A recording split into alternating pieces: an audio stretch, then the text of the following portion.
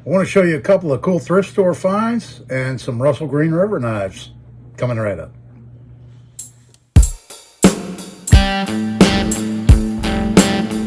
Hello everybody, and thanks for coming back for another video. This is Dave, and I'm glad you're with me today. So if this is your first time watching my channel, I'd appreciate it if you subscribe. It really helps me out. And with that being said, let's get on with the video. I've got a couple of cool things I found at thrift stores. I'll leave those at the end and show them to you here in a minute. Start off, I've got a bunch of knives here in front of me that I need to make leather sheaths for and pouches. I got really behind on it and been real busy with all those things that a typical homeowner gets busy having to do, like mow the grass and yard work and all that fun stuff. The weather's getting pretty nice, and although we haven't been getting much rain, but lots of things are in bloom now, and everything's growing, especially the weeds. So I've been busy with that and doing all kinds of household stuff. Yesterday I added 6 more LED 4-foot LED lights to my shop here, and I've got 2 more I'm going to add to my other shop, and so I think that really helps. It seems brighter out here, for sure. I mean, I wasn't having too much trouble, but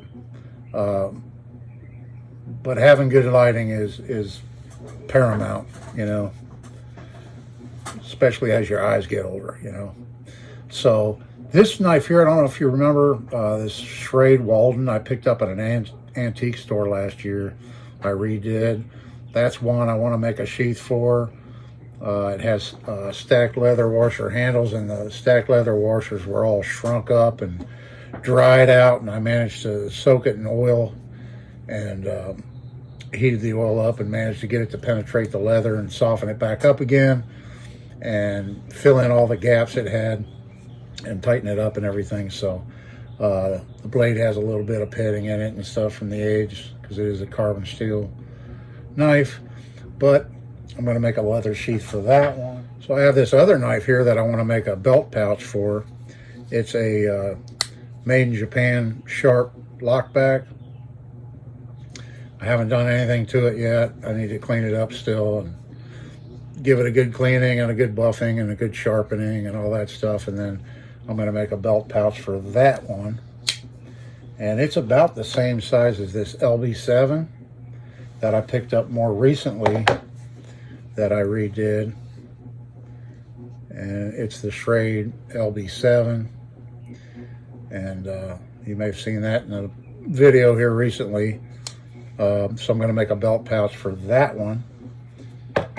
And then I've got this one, the mess knife, U.S. military mess knife from World War II. I'm going to clean the blade up a little bit and sharpen it and make a little belt pouch or a pocket pouch or something for that knife. There's another one that I want to make one for. And then showing you those lockbacks, I pulled this one out because I don't believe I've showed this before in a video, but this was presented to me by a company I used to work for years ago, and it's a 1997, I believe, Bear MGC lockback. It's the tiniest little lockback I own. Yeah, this is the tiniest lockback I own. And that's what most of them look like right there, with the imitation pearl handle scales on it. And then this side shows the logo badge that was added to it, the company logo. And yeah, it's a cool little, well-made little lockback.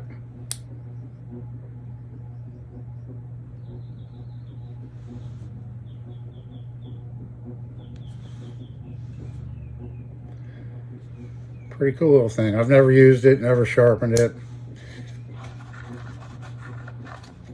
It just stays in this little case that I got it in. Anyway, I pulled that out to show you. Thought maybe you'd get a kick out of that. All right, so okay, so back to knives I need to make sheaths for.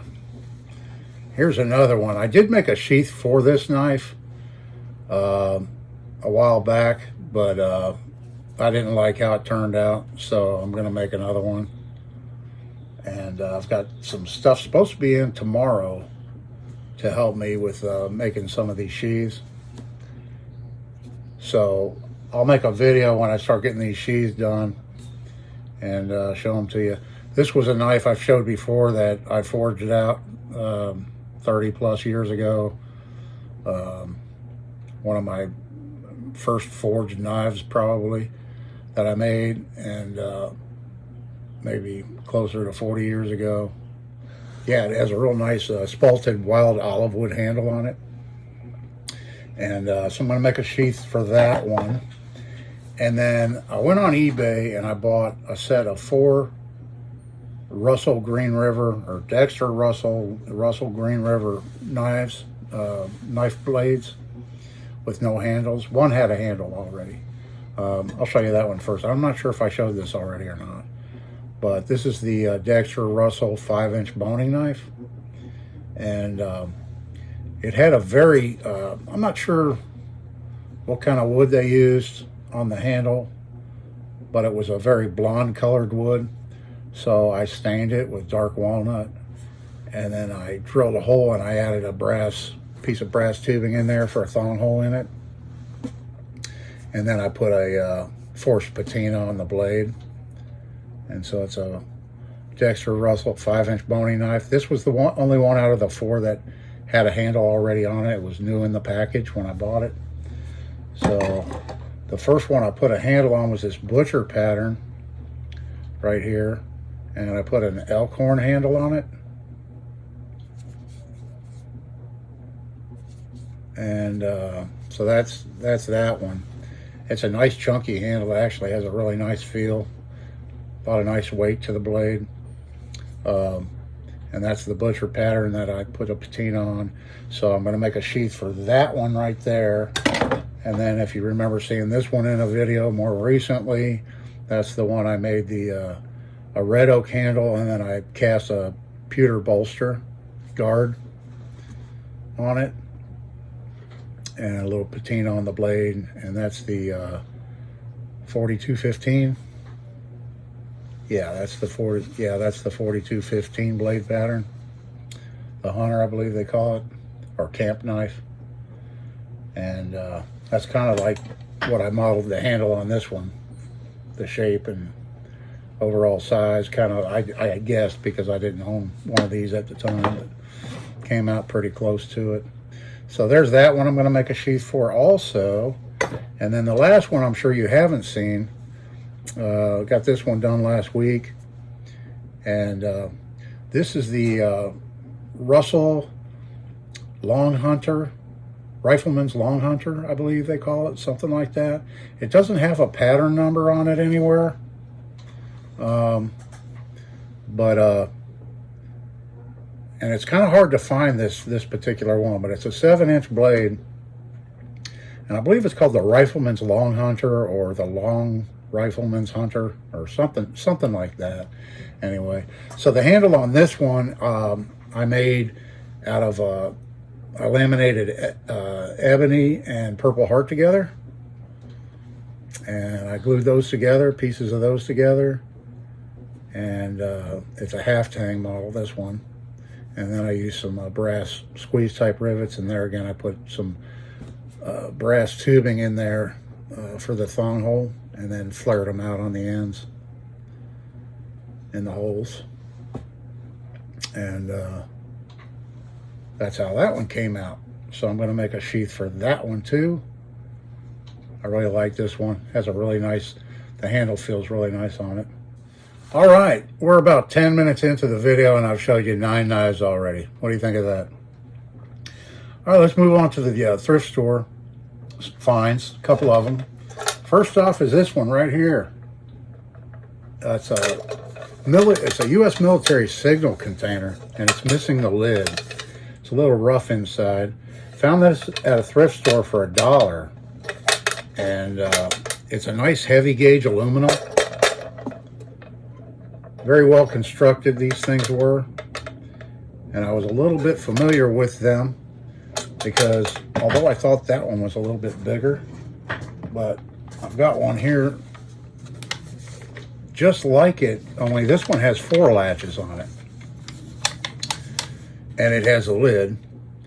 And I used to keep this on one of my boats, and it still has flares in it and all that stuff, because it has a really nice rubber seal on the lid. And it's actually the same size as that other one, so these lids would interchange. Although this one has provisions for 4 latches, and that only has 2 latches for whatever reason, and D-rings.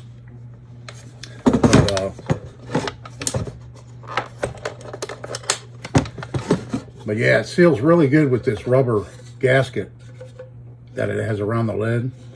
And this thing's been out in the salt water, in the elements.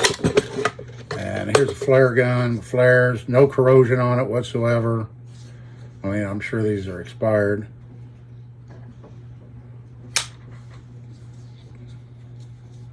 Yeah, so you want to know the date on these flares? They expired in September of 2005. So that tells you how long these have been in this container. They're very old. I've got a bunch of light sticks in here, celluloid sticks, and a signaling mirror. I've got another flare kit that I kept on the boat. It's a plastic container with handheld day flares and a flare gun and the whole 9 yards. It's a comprehensive set that I always it's a comprehensive set that I always replace the flares when they expire with fresh ones. So that's an old one that I had on another boat, and I just dug that out to show you because I found it. So I'm not sure what I'm going to do with this. I'm thinking about turning it into a lightweight camping stove. Put a grill on top or something like that, or a pot holder, because I don't have a lid for it. I don't care to cut holes in it. Maybe put a hinged door right here or something like that, where you could open it up and add the wood and have a little damper on it somewhere or something like that. I don't know. I just thought for $1, you know, it'd be a fun little project to play around with. All right, and then so my other shop is a mess right now, so I don't have room. I have to do it up here. But this is the other thrift store find. It's the Coleman grill stove. Picked this up at a thrift store. Yeah, picked this up at the thrift store a couple of days ago. And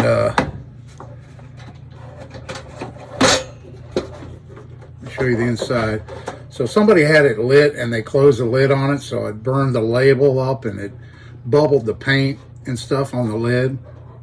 Kind of messed it up a little bit there. So I'll have to address that. But it has these folding things here that are actually windshields. If you leave them upright, you can latch the lid up and they're windshields, or you can fold them all the way down and they make like little tables. And the thing's filthy. It's got some rust in it. And the other side's the same way. The grill for it is really greasy. The grill for it is aluminum. And then it has 2 control knobs, one for the grill and one for the stove burner. And the handle's missing because I think it melted off when it got hot. You can see the lid where it got really hot because they closed it up when it was going. But there's the price tag. And anything pink that day, pink sticker, was half price. So I got this for $5. So I got this stove for $5. It's pretty hefty. I think it weighs about 12 pounds, something like that. They're still making them. So when I was in the store, because it's missing the propane regulator. Like a lot of them I find, it's missing the propane regulator. But this being a newer version, It takes the more common style propane regulator, so they're easier to find. I actually got one on Amazon. It's supposed to be here tomorrow for about $15. So I'll have $20 in this stove total investment, and I think they sell for about $100 right now. So so I thought that was pretty good. I mean, I'll have to put some time into it, cleaning it up, and probably repaint it or something. And then I figure, yeah, I'll use it a little bit and see how much I like it. I rarely use 2 burners anyway. I have a 2-burner stove and a single burner, but I rarely use 2 burners at the same time. So I thought, well, maybe the gas grill and that stove, I'm going to try it out, use a little bit, and then I may end up selling it down the road here because it's just another thing that I have to find a place, to store. And I'm very limited on space. So doubt I'll hang on to it for too long. But we'll see. I might like it so much that I do hang on to it. You never know. So that's about a wrap on today's video, folks. Leave me a comment down there. Let me know what you think of it. I really like hearing from y'all. So my great hope is that everybody is staying safe and healthy, and that you're having a great day or an evening or morning or whatever time it is you're watching this video. I've got a whole bucket of tools over here to restore. So that's going to be coming up here in a future videos. So come on back for that one. This is Dave. See you in the next one.